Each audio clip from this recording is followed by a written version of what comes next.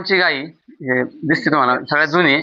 आज तिची 17 येतं पूर्ण आल्यात आणि 18व्याला गाभण आहे. हा शेवटचा हा यांच्या प्रवीणदादांचा मल्हारचा खोंडे. प्रवीण दादा एक असं कोण जरा जरा धरणार तो ते गावून देत धरून देत नाही. मल्हारच्या मोठा खोंड्या हा 4 महिन्याचं झालेलं आहे. नाही 4 नाही आता जास्त असेल 2 महिने वाढले असतील आता 6 किंवा 7 महिने चालू असेल. परत ती गाई लावलेली आहे हा. मार्तन कोण लावली ती गाभण आहे. गाय मार्तन पुन्हा आता लावलेली आहे.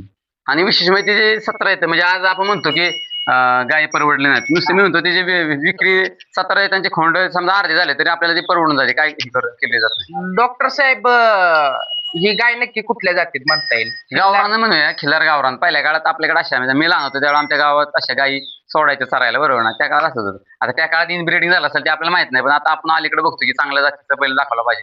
त्या काळात जसं उपलब्ध होते तसे बैल लागून त्या गायी तयार झाल्या. ही दुधाला वगैरे कशी चालते? दूध 1 नंबर त्याला. आता सध्याला आम्ही एक टायमिंग दूध काढतो पण वासरू पिऊन तरी पण ते 3 लिटर दूध देते एका टायमिंग. ही गाय तुम्ही कुठनं घेतली होती? नाही आमच्या घरचीच आहे. आम्हाकडे गाय होती ते मी सारोळ्यावरून एक गाय आणली होती. तिला अक्षरशः मी तिची स्टोरी सांगतो.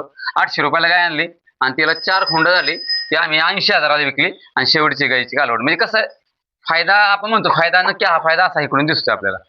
बरोबर बरोबर. तो मार्तनचा कोण ना मल्हारचा कोण? मल्हार ही मार्तनची कालवड कपिला. मार्तनची कालवड. तिला मार्तनची कालवड तिची आई शेजारी आहे बघा. नाही तिची आई ही हा इकडे. अच्छा अच्छा.